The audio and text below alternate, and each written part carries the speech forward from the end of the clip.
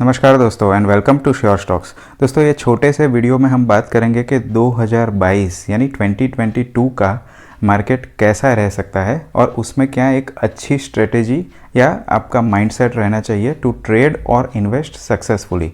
दोस्तों हम सबको पता है 2020 अप्रैल से लेके almost you can say up to अगस्त सितंबर ऑफ 2021 यानी कि 18 मंथ्स में मार्केट में हमको एक पैराबोलिक मूवमेंट यानी कि एक बहुत ही बढ़िया ट्रेंड देखने को मिला है। और जिसने भी ज़्यादातर पैसा उसमें लगाया होगा और थोड़ा पेशेंस होगा तो they have made money about 2x 3x यानी 2 गुना 3 गुना तक हो गया है। लेकिन ऑब्वियसली मार्केट अभी 2022 में इतना ईजी नहीं रहने वाला है दोस्तों। और जो भी बिगिनर्स है, नौ सीखे हैं, न्यू एंट्रेंट है for trading and investing, they are going to have a good lesson from market. लेकिन इसको आप नेगेटिवली मत लीजिए दोस्तों, मार्केट हमेशा सिखाने के लिए कुछ ना कुछ फ़ीस लेता है, तो आप इसको एक फ़ीस के जैसे मान लीजिए। लेकिन अगर आपको ये बहुत ज़्यादा फ़ीस नहीं देनी है तो ये वीडियो को ध्यान से देखिए और इसमें जैसे मैं मार्केट का एनालिसिस कर रहा हूँ ऐसा ही आप मार्केट और सेक्टर का एनालिसिस करिए तो आपका कैपिटल प्रोटेक्ट रहेगा। और एक पॉसिबिलिटी है कि आप वॉलेटाइल और साइडवेज मार्केट में भी एक अच्छा ट्रेडिंग या इन्वेस्टमेंट का अपॉर्चुनिटी ढूंढ सकते हैं। दोस्तों अगर आप ये पहला वीडियो देख रहे हैं तो मैं आपको रिक्वेस्ट करूंगा आप आई बटन में जाके क्लिक करिए, जो पहले मैंने वीडियो बनाए हैं वो भी आप देख लीजिए, जिससे आपकी अंडरस्टैंडिंग बेटर हो जाएगी हम कैसा एनालिसिस कर रहे हैं, क्यों कुछ इंडिकेटर को यूज़ करते हैं। तो आप यहाँ देख सकते हो दोस्तों, जैसे मैंने यहाँ डेली टाइम फ्रेम का CNX 500 यानी निफ्टी 500 का चार्ट ओपन किया है। और जैसा आपको पता है मार्केट का ट्रेंड जानने के लिए सबसे अच्छा बेस निफ्टी 50 नहीं है, निफ्टी 500 है। क्यों? उसके लिए दोस्तों आई बटन में क्लिक करके जो पहले के वीडियो है वो देख लीजिए, उससे आपको काफ़ी अच्छा आइडिया मिलेगा। मैं ये सेम चीज़ रिपीट नहीं करूँगा क्योंकि जो बाकी व्यूअर्स है उनके टाइम के इंटरेस्ट के लिए।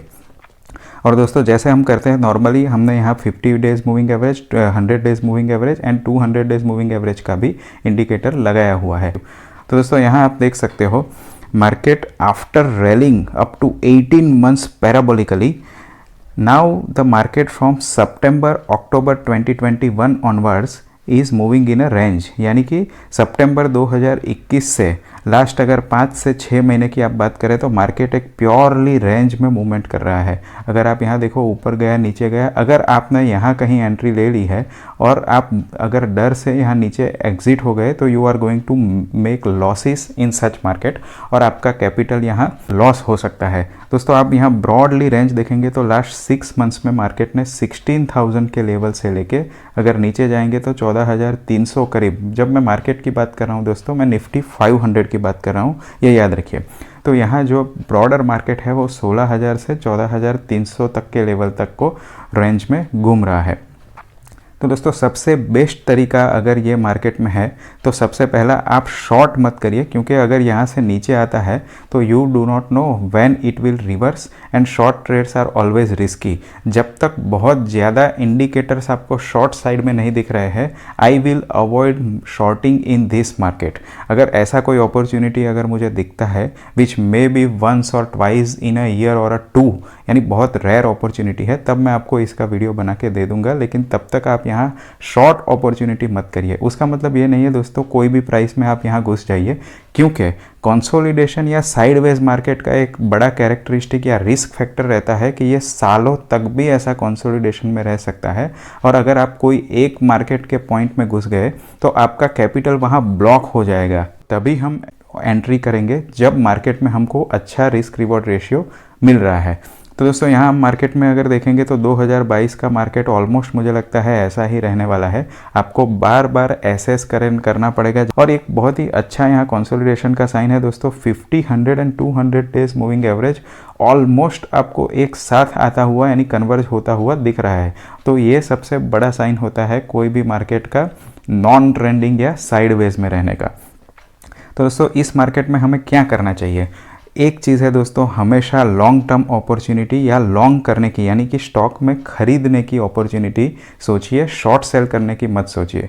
और उसके लिए हमने पहले भी बताया था आपको, मार्केट को, ब्रॉड मार्केट को एनालिसिस करिए, सेक्टर को फाइंड करिए और फिर वो स्ट्रॉन्ग सेक्टर में आप स्टॉक्स को आइडेंटिफाई करिए दोस्तों ये मार्केट थोड़ा रिस्की है, साइडवेज मार्केट कभी भी कोई भी अपसाइड या डाउन साइड में मूवमेंट कर सकता है। तो जो यहाँ हमारा पोजीशन साइज होना चाहिए वो आधा होना चाहिए।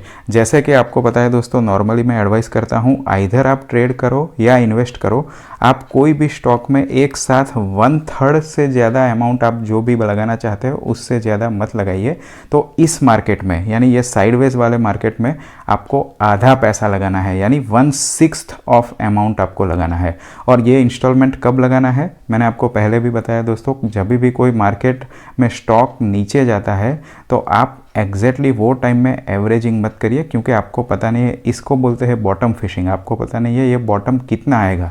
अगर आपने एक इंस्टॉलमेंट यहाँ लगाया, फिर एक इंस्टॉलमेंट यहाँ लगाया, अगर आपका इंस्टॉलमेंट खाली हो गया, हो सकता है मार्केट और ज़्यादा नीचे जाए। उसके लिए क्या करना है दोस्तों, जब भी कोई स्टॉक नीचे जाता है आप वेट करिए, आप उसमें इन्वेस्ट मत करिए। लेकिन जब भी वो स्टॉक में आपको कम से कम 3 से 4% का मूवमेंट दिखता है ऑन डेली या weekly time frame, based on your trading और इन्वेस्टिंग पर्सपेक्टिव, जो हमने पहले बताया है। तो जब ये 3 to 4% अपवर्ड मूवमेंट देता है तब आपका पहला इंस्टॉलमेंट होना चाहिए। और फिर बाद में जब दूसरा 3% देता है तब आपका दूसरा इंस्टॉलमेंट होना चाहिए। तो दोस्तों स्ट्रॉन्ग जब स्टॉक बनता है तब हमें इन्वेस्ट करना है, आपको बॉटम फिशिंग नहीं करना है, क्योंकि हमको पता नहीं है बॉटम कितना हो सकता है। हो सकता है आप 20 या 30% मार्केट या स्टॉक गिरे तब तक आपका पूरा इंस्टॉलमेंट लगा चुके हो, और उसके बाद 2020 का जैसे फॉल हुआ था या और कोई फॉल हो और उसके बाद मार्केट कंसोलिडेशन में रहे तो आपके पास और पैसा लगाने के लिए नहीं होगा और आप वीक ट्रेंडिंग स्टॉक में मार्केट में पैसा लगा रहे होंगे, जिससे आपका कैपिटल लॉस हो सकता है। तो दोस्तों ये बहुत ही इंपॉर्टेंट बात है, 2022 में आप इसको हमेशा ध्यान रखिए। तो हमने मार्केट का ब्रॉड लेवल पर्सपेक्टिव देख लिया कि ये साइडवेज मार्केट रहने वाला है। जब तक हमको डिसिसिवली यानी लॉन्ग रेंज वाला एक कैंडल यहाँ वॉल्यूम के साथ मार्केट में नहीं मिलता है तो तब तक हमको यहाँ कोई भी बड़ा पोजीशन साइज नहीं लगाना है और शॉर्ट साइड हमको अभी जाना नहीं है।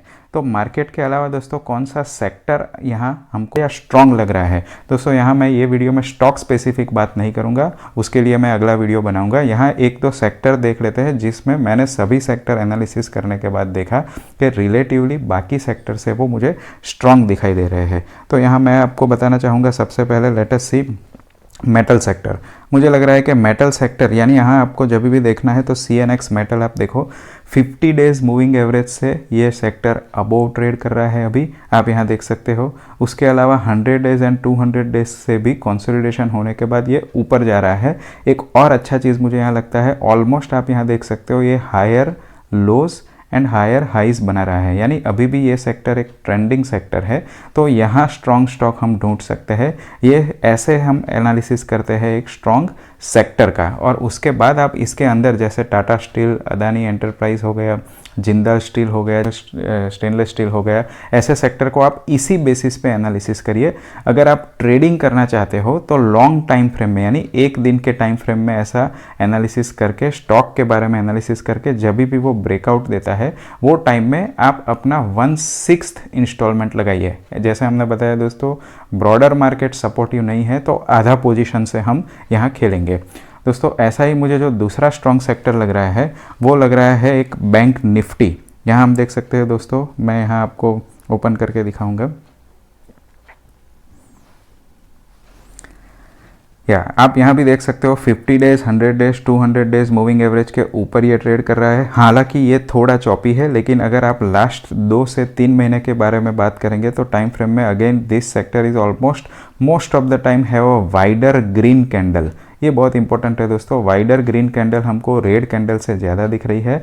उसके अलावा हमको higher highs and higher lows का एक चार्ट पैटर्न दिखाई दे रहा है। तो ये भी एक अच्छा ट्रेंडिंग सेक्टर है, लेकिन अगेन आपके पोजीशन साइज को यहाँ रिव्यू करना है और 1/6 से ज़्यादा एक लॉट में पर्टिकुलर स्टॉक में मत लगाइए। और दोस्तों दूसरा, अगर आप वीक सेक्टर बात करें, क्योंकि नॉर्मली हमको लगता है कि IT सेक्टर बहुत अच्छा मुनाफा दे सकता है, तो दोस्तों हम निफ्टी IT भी देख लेते हैं कि how the sector is telling us. दोस्तों यहाँ मैं अपना पैसा अभी नहीं लगाऊंगा। आप देख सकते हो ये सेक्टर काफ़ी टाइम से एक कंसोलिडेशन में ही घूम रहा है। यहाँ भी हम देखेंगे तो बहुत ही बड़ा डाउनफॉल आया है और अभी तक ये सेक्टर में हमको एक बड़ी वाइड कैंडल देखने को नहीं मिली है। आप देख सकते हो यहाँ ग्रीन कैंडल देखने को नहीं मिली है, ज़्यादातर हमको डाउनफॉल देखने को मिला है। तो आई विल वेट। मैं ये नहीं बोल रहा हूँ दोस्तों कि आईटी सेक्टर खराब है, लेकिन टाइम ऑफ एंट्री भी हमारे लिए बहुत इंपॉर्टेंट है। हमारे पास छोटे रिटेल इन्वेस्टर्स के पास कैपिटल लिमिटेड होता है, तो आप ज़्यादा कैपिटल आपकी ब्लॉक करके नहीं रख सकते हैं। आप यहाँ देखोगे दोस्तों तो काफ़ी डाउनफॉल हुआ है। लेट दिस, हमको क्या इसमें इतनी जल्दी है, let this sector form a base, और जब यहाँ से एक ऊपर जाएगा तो वापस हम एनालिसिस करेंगे, और जब इसमें एक स्ट्रॉन्ग विंड होगा तब हम फ्लो के साथ जाएंगे और तब मैं यहाँ पोजीशन साइज लूँगा। आई होप दोस्तों आपको कैसे 2022 में ट्रेडिंग या इन्वेस्टमेंट कर सकते हैं उसके बारे में पता चला होगा। अगर आपको ऐसे वीडियो अच्छे लगते हैं तो please let me know, and if you want to learn more about trading and investing please let me know in the comment section. Thank you and God bless you.